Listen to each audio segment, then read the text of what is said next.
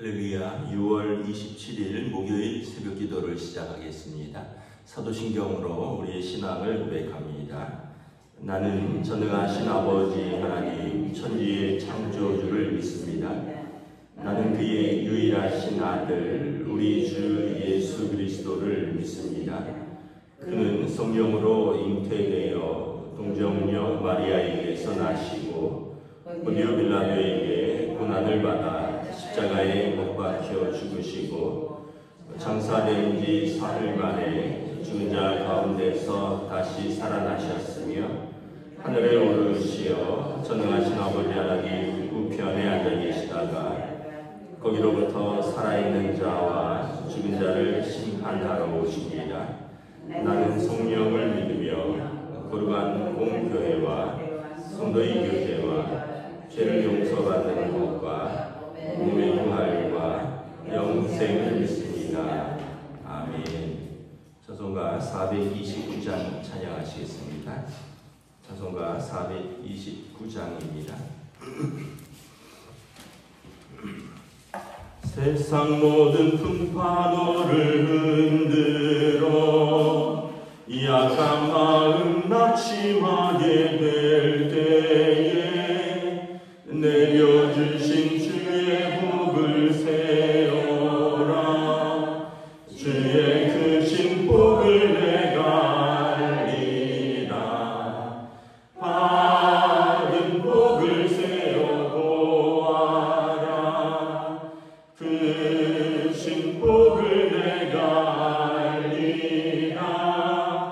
받은 복을 세워보아라. 주의 크신 복을 내가 알리라. 세상 근심 걱정 너를 누르고 십자가를 등에 지고 나갈 때 주가 내게 주신 복을 세워라. 두려움 없이 항상 찬송하리라. 받은 복을 세워보아라. 크신 복을 내가 알리라. 받은 복을 세워보아라. 주의 크신 복을 내가 알리라. 세상 권세 너의 앞길 막을 때 주만 믿고 낙심하지 말아라. 천사들이 너를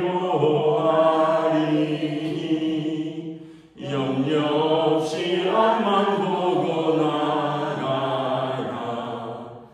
받은 복을 세워보아라. 크신 복을 내가 알리라. 받은 복을 세워보아라. 주의 크신 복을 내가 알리라. 아멘. 오늘 우리 주신 하나님 말씀은 구약성경 열왕기하 4장 18절에서 37절까지 말씀입니다. 열왕기하 4장 18절에서 37절까지 말씀입니다. 다 찾으신 줄 알고 저와 여러분들이 한 절씩 교도하도록 하겠습니다. 열왕기하 4장 18절부터입니다. 그 아이가 자라매 하루는 추수꾼들에게 나가서 그의 아버지에게 이르렀더니 그의 아버지 이르되 내 머리야 내 머리야 하니라. 그의 아버지가 사환에게 말하여 그의 어머니에게로 데려가라 하매 곧 어머니에게로 데려갔더니 낮까지 어머니의 무릎에 앉아있다가 죽은지라. 그의 어머니가 올라가서 아들을 가임의 사람의 침상에 두고 그 문을 닫고 나와 그 남편을 불러 이르되 청하건대 사환 한 명과 나귀 한 마리를 내게로 보내소서. 내가 하나님의 사람에게 달려갔다가 돌아오리이다 하니 그 남편이 이르되 초하루도 아니요 안식일도 아니거늘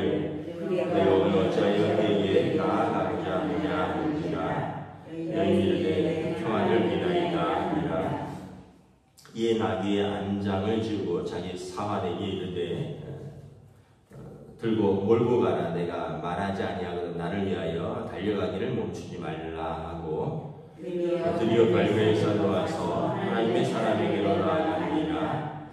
하나님의 사람이 멀리서 그를 보고 자기 사환 게하시에게 이르되 손이 수냄 여인이도다. 너는 달려가서 그를 맞아 이르기를 너는 평안하냐? 내 남편이 평안하냐?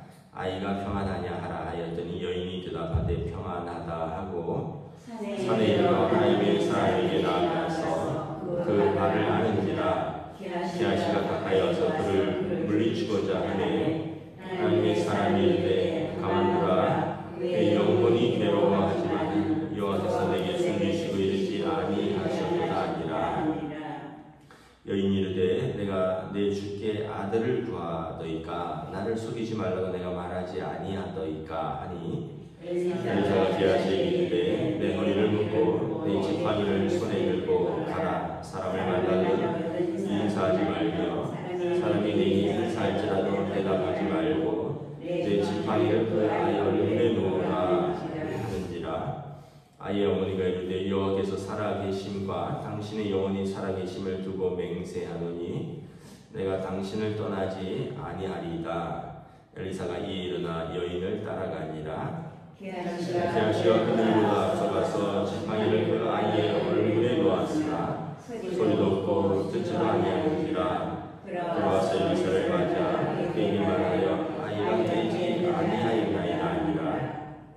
엘리사가 집에 들어가 보니 아이가 죽었는데 자기의 침상에 눕혔는지라. 들어가서 눈을 닫으니 두 사람뿐이나. 엘리사가 여호와께 기도하고 아이 위에 올라 엎드려 자기 입을 그의 입에 자기 눈을 그의 눈에 자기 손을 그의 손에 대고 그의 몸에 엎드리니 아이의 살이 차차 따뜻하더라. 엘리사가 내려서 집 안에서 한번 이리저리 다니고 다시 아이 위에 올라 엎드리니 아이가 7번 재치기하고 눈을 뜨니라.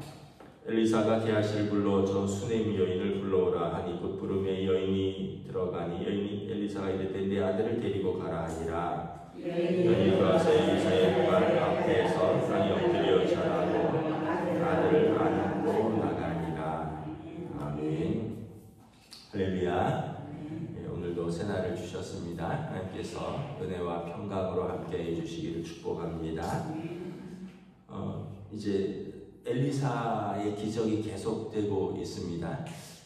엘리사 시대에 엘리사가 그 갈릴리 남쪽에 있는 수넴 마을로 가면 한 귀한 여인이 엘리사와 게하시를 매번 식사 대접을 하였을 뿐만 아니라 자기 남편에게 청하여서 우리 집에 작은 방을 만들고 하나님의 사람이 이 지역에 오면 숙소를 찾아서 헤매지 말고 우리 집에서 묵을 수 있도록 방을 하나 만듭시다.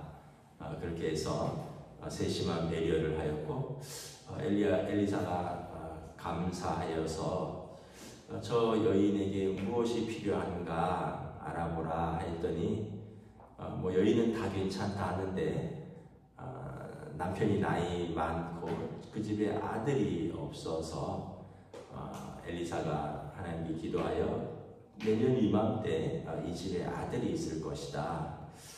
사실은 이제 그 여인의 오랜 기도의 제목이겠죠. 그리고 그 기도가 엘리사를 통해서 응답되었습니다. 그런데 뭐 마치 세옹지마라는 그 우리가 고사성어를 알듯이 뭐 좋은 일이 있다가도 또 그 좋은 일이 또 어려운 일이 되고 또 어려운 일이 또 다시 뭐 전화위복이 되고 뭐 이런 것처럼 오늘 보면 18절에 아이가 자라서 어느 정도 이제 뭐 몇 살까지 자랐는지 모르지만 세월이 좀 흘렀습니다. 얼마나 예쁘겠어요. 그 아버지가 나이가 많아서 잉태할 수 없다 그랬으니까 이제 그 노년에 낳은 하나밖에 없는 아들, 또 이 집안은 좀 넉넉한 집안 같은데 얼마나 귀하게 키웠고 얼마나 사랑으로 키웠겠습니까? 그런데 18절에 보면 어느 날 이제 농사하고 추수하는 아버지에게 아들이 찾아갔는데 아들이 갑자기 아이고 내 머리야, 아이고 내 머리 하면서 아버지 앞에서 쓰러졌다는 거죠. 그러니까 아버지가 생각할 때는 일사병이 아닌가. 이스라엘 지역이 막 낮에 40도 이상 올라가는데 거기에 이제 아이가 이렇게 하루 종일 노출돼 있으면 정말 위험하거든요. 저도 이스라엘도 가봤고 이집트도 가봤고 베트남도 한낮에 막 40도 이상 올라가는데 이렇게 왔다 갔다 하다 보니까 진짜 머리가 어질어질하더라고요. 그 모자를 써도 물을 섭취하면서 그늘에서 충분히 쉬고 이런 게 있어야 되는데 아마 아이가 그렇지 못했던 게 아닌가. 근데 이제 아버지는 죽을 거라고 생각 못하고 어머니한테 데려가서 쉬게 하라. 근데 이제 엄마한테 데려갔는데 엄마 무릎에서 죽었다는 거죠. 이게 얼마나 이게 슬픈 일입니까? 참 우리가 자식을 먼저 잃었다는 그 자체도 너무 슬프고 그 아이가 갑자기 이렇게 사고로 엄마 무릎에서 죽었으니 엄마는 충격이 어마어마하죠. 그런데 이제 이 어머니가 엘리사를 찾아갑니다. 게하시 그 몸종에게 아버지에게 그 당나귀를 하나 내달라고 해라. 그리고 갈멜산까지, 엘리사에는 갈멜산까지 쉬지 않고 달려갑니다. 그리고 거기서 아마 기도하고 있었겠죠. 갈멜산은 엘리야가 이제 사역하던 장소인데 엘리사도 그곳에서 이제 기도하고 준비를 했던 것 같은데 엘리사를 찾아갑니다. 그리고 엘리사가 기도 중에 그 여인이 찾아와서 갑자기 이제 발에 엎드리니 그때 그 여인에 대해서 상황을 잘 몰랐던 것 같아요. 이제 시간도 좀 흘렀고 그러면서 남편이 평안하냐? 당신은 평안하냐? 아이는 평안하냐? 평안하다 하는데 울면서 이제 그 발을 붙잡으니 무슨 일이냐? 그랬더니 28절에 너무 속상하니까 이렇게 말하죠.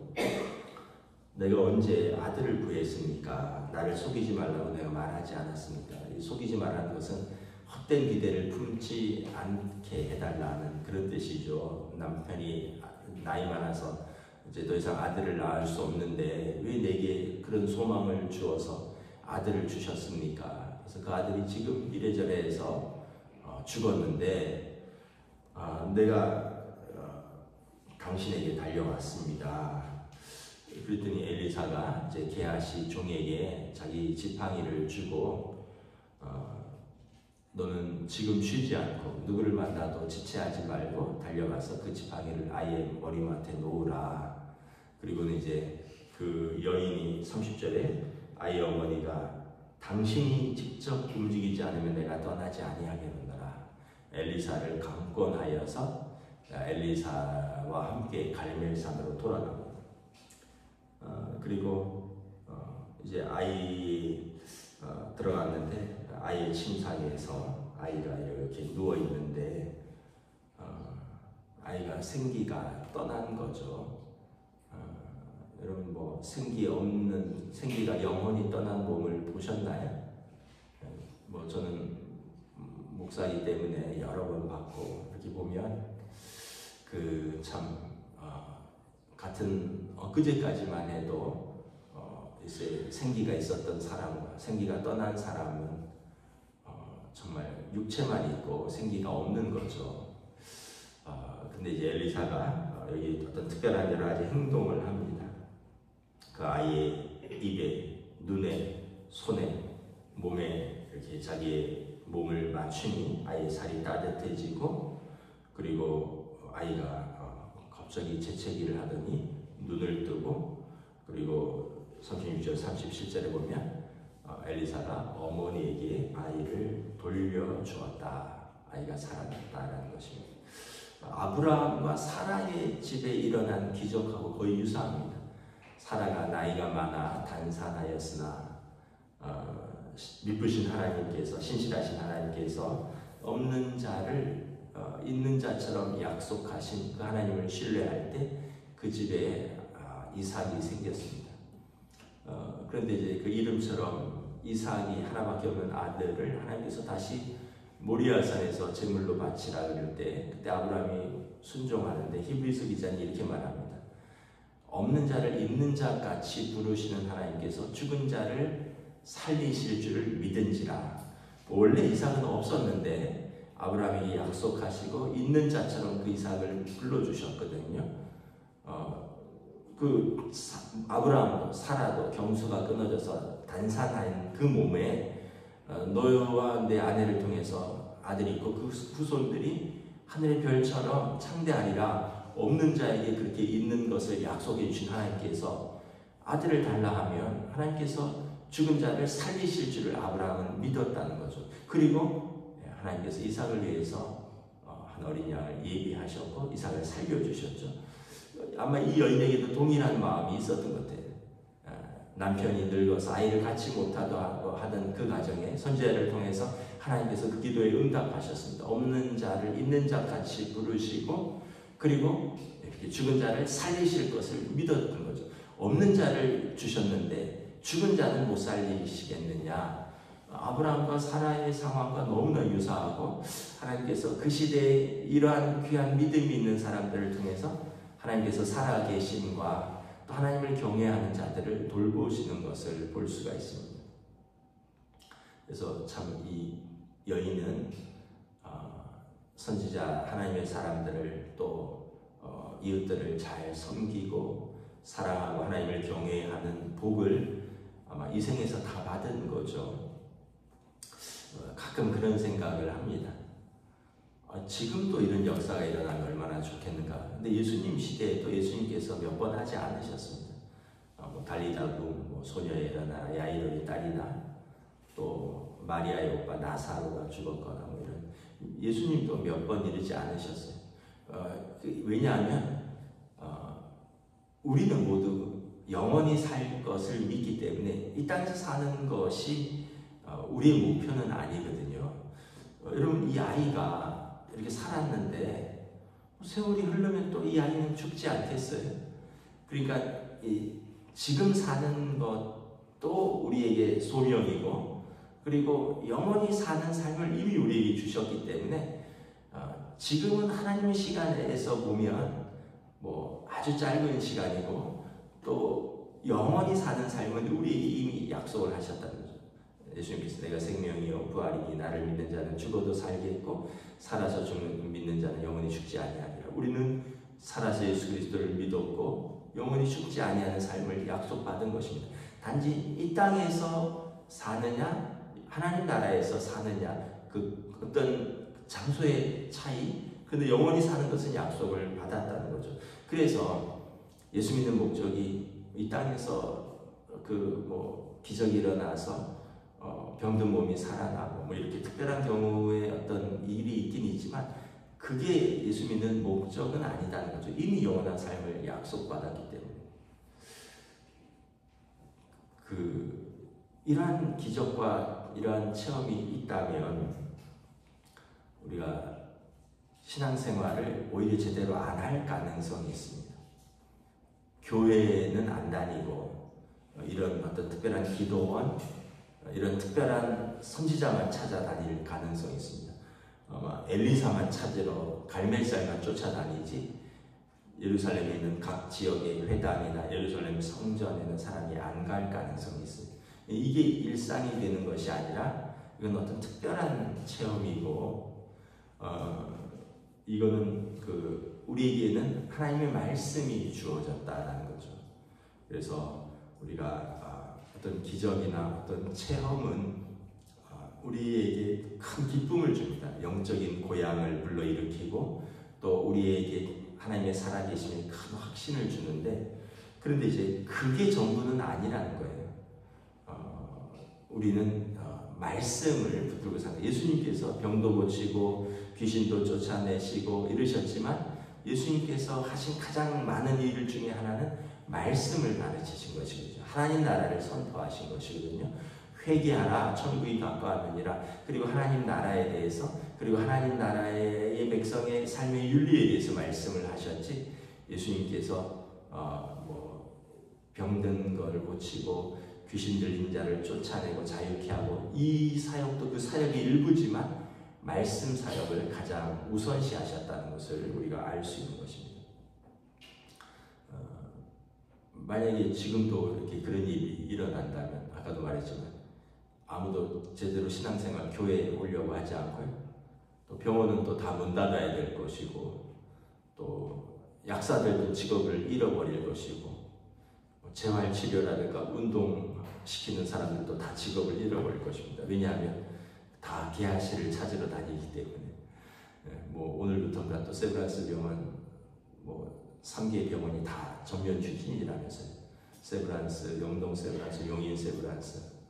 아픈 분들은 그 가족들은 참 얼마나 또 절망적일까. 이 참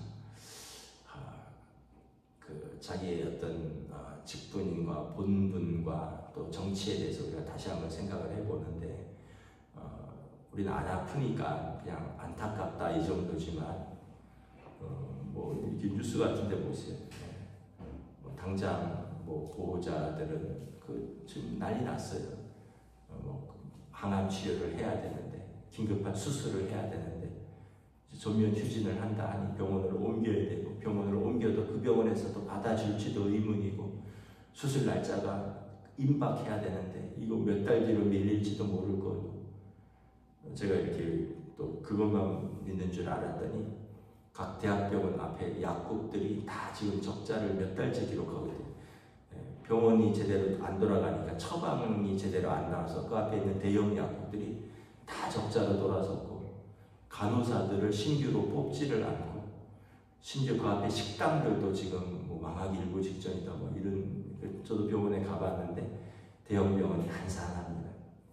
그러니까 각자의 소명의 자리가 있고, 각자의 직분이 있고, 각자의 일이 있는데, 그것을 그들에게 맡겨주신 것입니다. 그래서 여러분, 하나님의 교회에서는 말씀을 선포하고 기도하는 곳이고, 병을 고치러는 병원에 가고, 약을 사러는 약국에 가고, 뭐 이러면서 하나님께서 각자에게 그 소명의 자리에서 그것을 감당하라고 하신 것이죠.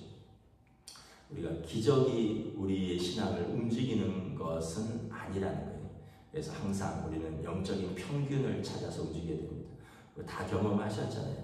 우리가 그 수련회라든가 부흥회라든가 또 얼마나 뜨거운 영적 체험들이 많이 있습니까? 기도하다가도. 그런데 얼마 지나지 않아서 또 영적인 침체라든가, 싸늘하게 식어버린 내 마음이라든가, 또 시험에 든 자기 모습들을 보면서 그런 것들이 우리의 신앙을 흔드는 것이 아니라는 거죠. 그러니까 영적인 고향도 있고 영적인 침체도 있다는, 그건 항상 있는 것인데, 영적인 고향만 붙들고 있고 여기가 좋사오니라는 것도 위험하고, 영적인 침체도 항상 있을 것인데 그것 때문에 하나님이 살아계시느냐, 하나님이 나를 사랑하시느냐, 그것도 우스운 것이고, 우리는 항상 양쪽을 왔다 갔다 할 것인데, 이 영적인 평균을 붙들고 매일의 말씀과 매일의 기도와 일상의 반복적인 신앙생활 속에서 우리 자신을 지켜나가는 거지, 어떤 특별한 경험과 어떤 특별한 사건으로 신앙생활을 유지해 나가는 것이 아니라는 것입니다. 몇 번 말씀을 드렸지만 제가 큰 교통사고가 한 두세 번 났었거든요. 근데 첫 번째 교통사고 때는 정말 죽는 줄 알았어요. 그때는 진짜 빙판길에 12명이 가득 찬 스타렉스가 전혀 움직이질 않았어요. 빙판길에 막 미끄러지면서 핸들이 통제가 안 되면서 중앙분리대를 향해서 막 달려가는데, 그때 이제 제 마음속에 드렸던 기도가 있어요. 그냥 그 짧은 시간에 그냥 하나님 살려주시면 하나님 뜻대로 열심히 살겠습니다. 그 와중에 그 기도를 드렸어요. 저는 진짜 그때 제 인생이 그때가 이제 30대 초였는데, 중반이었나? 30대 초에 30년간 살아온 게 파노라마처럼 쫙 지나가는 것을 봤어요. 어렸을 때부터 해서 그때까지, 그때가 이제 둘째 출산 직전인데, 결혼하고 큰아이 낳고 둘째 아이를 낳을 텐데, 이제 이 아이와 아내는 어떻게 살까, 이런 생각도 들고, 이렇게 죽는구나. 왜냐하면 건너편에서 차들이 막 넘어오는데 저는 차가 중앙분리대를 넘어가는 줄 알았거든요. 그러면서 하나님 살려주시면 하나님 뜻대로 살겠습니다. 살았어요. 살았잖아요. 그런데 그때는 정말 감사했고 또 절실했는데 또 살면서 보니까 또 잊어버리더라고요, 사람이. 그러니까 우리가 기적을 붙들고 살아가는 게 아니에요. 기적을 붙들고 살아가는 게 아니라 우리를 이렇게 움직이는 것은 매일의 경건 훈련입니다. 매일의 기도, 매일의 말씀의 묵상, 매일의 순종을 통해서 살아가는 거지. 어떤 그때에 살았던 경험, 그때 뜨거웠던 그 한 사건으로 우리 자신을 이끌어가는 건 아니라는 것. 대신에 그런 것은 우리에게 큰 은혜로 남아있죠. 하나님 나를 살려주셨다. 하나님께서 그때 내게 내 기도에 응답하셨다.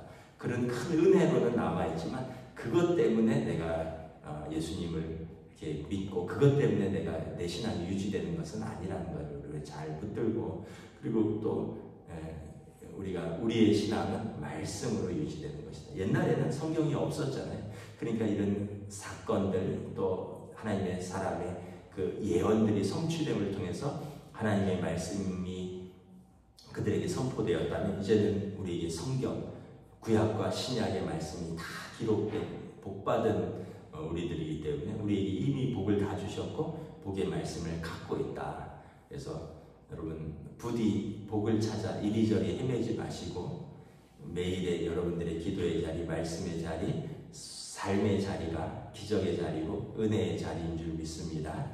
네, 오늘이 그 복된 시간을 살아가시길 바랍니다. 기도하겠습니다. 하나님 은혜를 감사합니다. 하나님께서 하나님을 경외하고 또 하나님의 사람들을 신실하게 섬기는 그 귀한 여인의 가정에 아들을 주셨고, 또 사고로 그 아들이 죽었을 때 하나님께서 살아계시고 없는 자를 있는 자처럼 부르시며 죽은 자를 살리시는 그 하나님의 능력을 그 사랑하는 여인에게 또 그녀의 기도에 그리고 선지자 엘리사를 통하여 이루시는 것을 보면서 하나님은 살아계신 참 신이시라는 것을 그 시대에 선포하는 놀라운 역사를 바라봅니다. 오늘 우리에게도 이러한 은혜를 주셨습니다. 예수님을 믿고 죄인인 우리가 하나님의 자녀가 되었고 죄로 죽었던 우리가 하나님 나라를 약속받은 영원한 생명을 얻었습니다. 우리에게 이 놀라운 기적, 이 큰 은혜를 입었사오니 오늘도 우리는 감사하면서 오늘도 우리는 매일매일의 삶에서 하나님의 말씀을 읽고 듣고 순종하고 또 하나님 앞에서 기도하며 우리 믿음을 지켜나가 하나님 앞에 섰을 때 그 영원한 나라, 영원한 생명을 누릴 수 있는 복된 저희들의 삶으로 인도하여 주시옵소서. 오늘이 그 소명의 날이요 오늘이 은혜의 날인 줄 믿고 오늘을 기쁨으로 감사로 믿음으로 살아가는 주의 백성으로 인도하여 주시옵소서. 감사를 드리오며 우리 주 예수 그리스도 이름으로 기도드리옵나이다. 아멘. 하늘에 계신 우리 아버지의 이름을 거룩하게 하시며 아버지의 나라가 오게 하시며 아버지의 뜻이 하늘에서와 같이 땅에서도 이루어지게 하소서. 오늘 우리에게 일용할 양식을 주시고 우리가 우리에게 잘못한 사람을 용서하여 준 것 같이 우리 죄를 용서하여 주시고 우리를 시험에 빠지지 않게 하시고 악에서 도와소서. 나라와 권능과